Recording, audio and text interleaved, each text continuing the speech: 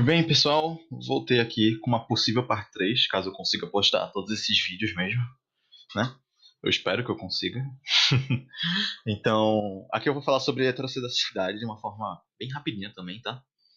Porque infelizmente o gravador de vídeo que eu tenho aqui só faz de vídeos de 10 minutos. Vamos aqui. Primeiro, qual a natureza da heterocitacidade? Que ela vai explicar. Basicamente, o que a gente tem que saber é que a gente tem o caso de homocitasticidade e de heterocitasticidade. O caso de homocitasticidade é o quê? Que em cada observação, quando a gente sempre tem as observações Y e X, por exemplo, né? E a cada observação de X, a variância ela se mantém constante, né? Então, por exemplo, vamos dar um exemplo aqui de renda e consumo. No exemplo de renda e consumo, a cada unidade de X que aumenta, o consumo, né, que é a renda, o consumo, que é Y, ele também aumenta, certo? Aqui nesse caso, eles aumentam com a variação constante de todas as observações. Então, significa que em todas as observações de X, ele tem a variância constante. Tipo, a diferença do valor daquele valor de X para o valor médio, ela é constante, ela é sempre a mesma, tá? Que é a definição de variância, que é a dispersão em relação ao valor médio, valor esperado. Já a heterocitasticidade significa o quê? Que a cada observação de X, a variância ela é diferente, ela muda. Nesse caso daqui, a gente está vendo que, vamos pensar como renda e consumo de novo, a cada aumento de renda, né, unitário de renda, também vai ter um aumento de consumo, que nem a gente pode ver por essa reta aqui, essa linha. E aí, só que nesse caso, a gente está vendo que a variância ela está aumentando também, a cada observação. Isso significa o quê? Que com o aumento da renda, as famílias têm um aumento de consumo. Só que a variação do consumo dessas famílias, da renda dessas famílias, ela também aumenta. Então, no caso, a variância ela está aumentando. Então, a variação da renda dessas famílias ela também está aumentando, tá? Então, é basicamente isso o conceito de heterocitasticidade. Vamos aqui olhar o tempo. Então, as principais causas: dados aberrantes, a possibilidade do modelo não estar especificado corretamente, ou então amostras pequenas, né? Que na verdade são a maioria dos casos e outros problemas também. Isso aqui gera outros problemas na, no, na econometria. E aí a gente tem aqui um modelo de regressão de três variáveis. No caso, a gente está fazendo um teste de White, né? Só relembrando aqui. Esse é um teste para ver se existe ou não heterocitasticidade dentro da regressão. A gente, por exemplo, tem um modelo aqui de regressão de três variáveis, né? No caso y, x2 e x3. E aí, para a gente fazer esse teste do White, o primeiro passo: a partir dos dados, estimamos normalmente o modelo e obtemos os valores dos resíduos. Basicamente, a gente entrou aqui, quando você coloca os valores do EViews, eles já vão sair com os resíduos aqui, tá? A gente vai estimar o modelinho aqui, ó. Tem um x2, x3, abrir como equação. Saiu aqui os resíduos, tá vendo?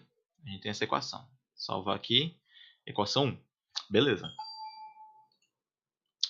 A partir dos dados estimados, aqui, a partir dos dados estimados, eita, desculpa. A partir dos dados, estimamos normalmente o modelo e obtemos os valores dos resíduos. Rodamos a regressão auxiliar. Essa regressão auxiliar aqui, ó, ela revela a igualdade entre os resíduos ao quadrado da regressão original são regredidos sobre as variáveis x originais. E aí basicamente ele vai pedir para a gente obter o valor quadrado dessa regressão auxiliar. O passo 3 ele diz o quê? Sobre a hipótese nula. A hipótese nula o quê?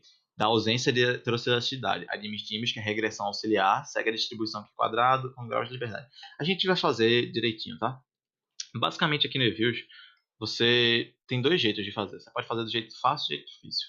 O jeito fácil é assim, você estimou aquela regressão lá, e aqui você vem e ele já tem aqui, ó, diagnósticos de estabilidade, e aqui, ó, não, diagnósticos residuais, né? E aqui testes de heteroquedacidade. Muito bonito. Aí tem o teste White já prontinho aqui.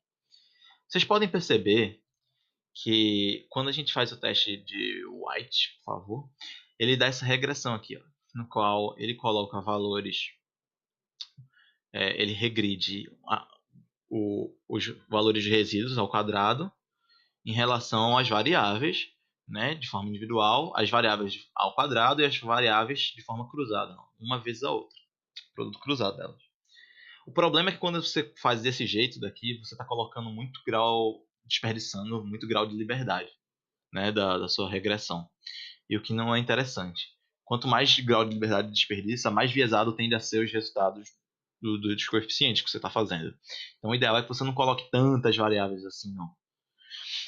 E aí o eViews e o test white, ele aqui, tipo aqui, ó, pede para incluir white cross terms. No caso, são é fazer a regressão desse mesmo jeitinho aqui que tá aqui. Nesse caso, eu vou estar fazendo, cadê? White cross terms, sem eles, tá? Vou dar OK. E vamos ver aqui. Essas aqui são aquelas mesmas variáveis de consumo, tá? Consumo e consumo, renda e riqueza. E a gente aqui chegou no teste do White. Vamos rever aqui o que ele fala no teste. Ó. Opa!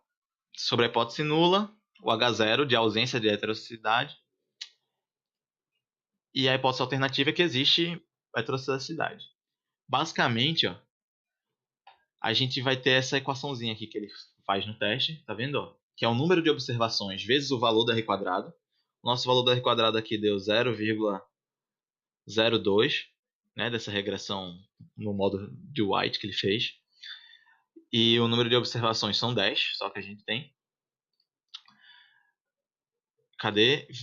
E aí ele vai dar esse resultado daqui, certo? Se o valor que quadrado obtido, né, exceder o valor que quadrado crítico em nível de significância, a conclusão é que há heterocedaticidade. Caso contrário, não há heterocedaticidade. Como a gente pode ver aqui, ó, o valor que a gente obteve aqui do número de observações vezes o R quadrado deu 0,27. A gente tem aqui o grau de liberdade, que são 2. Se vocês pegarem aí, por alguma razão, a tabela de que quadrado e procurarem com nível de significância de 5% e grau de liberdade 2, vocês vão ver que esse valor aqui ele não é maior do que o valor crítico na tabela. Consecutivamente, a probabilidade desse quadrado aqui, ó, ela tá muito maior do que 5%, né? Que a probabilidade dele estar dentro daquele intervalo de confiança, de 5%. Ou seja, não. Cadê aqui, ó? Se o valor do Q quadrado obtido exceder o valor do Q quadrado crítico em relação ao nível de significância, a conclusão é que há heterocedaticidade. A gente descobriu aqui que ele não consegue exceder, certo? Porque esse valor aqui, dessa probabilidade do Q quadrado, ele está acima de 5% lá do intervalo de confiança, né? Do nível de significância. Então, a conclusão é que não há heterocedaticidade. Então, naquele caso dali, não existe heterocedaticidade. Ou seja, provavelmente ele tem um comportamento, a variância de cada observação, ela tem um comportamento muito mais homocedástico, né? Muito mais parecido com homocedasticidade. Significa que a cada observação, a variância ela não vai se alterando, ela também não vai aumentando. A tendência é que ela se mantenha constante, tá? Então, basicamente é isso o teste White de uma forma interativa aqui para vocês. Eu acho que com isso eu concluo. Que nem eu disse, ele pede para fazer o teste de rosas. Fica aí para vocês fazerem igual, né? Tentarem fazer igual com demanda de rosas. Só relembrando mais uma vez. Regride a equação aí do jeito que vocês quiserem. V, diagnóstico, heterocedaticidade, teste de White, não inclui o cross e dá OK. E aí vocês fazem a análise, tá? Então, é basicamente isso. Essa análise que eu fiz para vocês. Beijão para vocês. Boa sorte aí na prova. E eu espero que tenha dado tudo certo aí para vocês. Até mais. Tchau.